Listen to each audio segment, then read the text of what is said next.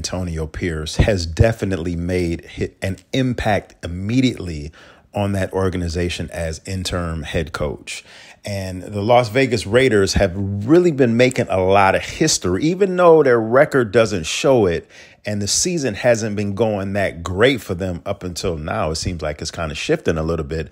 They've been making a lot of history because they are the NFL's first team with a black president, her name is Sandra Douglas Morgan, black head coach, interim head coach Antonio Pierce, and black general manager Champ Kelly.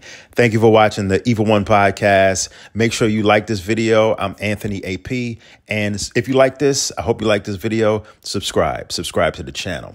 Now, Antonio Pierce, he just automatically brings that energy that we rarely see in head coaches. Like we see it in Coach Prime.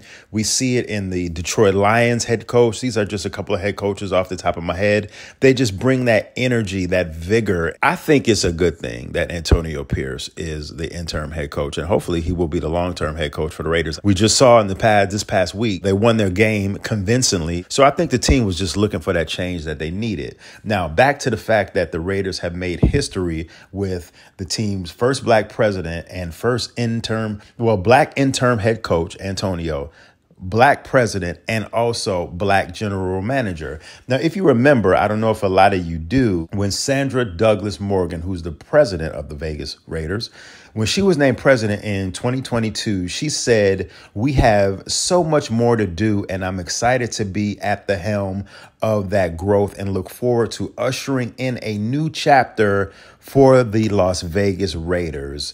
And since then, she's taken a major step to bring that growth into fruition and to that organization, making Pierce the interim head coach and also Champ Kelly. This is major, y'all. You know, what you think about football and the NFL, and we all have our opinions on that, or what you think if you're a Raiders fan or not, this is big. The Raiders have always been an organization to break barriers when it comes to race and things of that nature back when Al Davis was alive. Now his son is, head of the organization in the late 80s, early 90s, like around 89, 90, when the Raiders made Arshell their head coach back when they were the Los Angeles Raiders. But Arshell was the first black head coach of that organization. And then 15 something years later, he got rehired as a head coach for the Raiders, very briefly, but he still got rehired. So they made, a little bit of history with that. And the one thing I'll bring this to a close by saying, and I'll kind of reiterate this a little bit.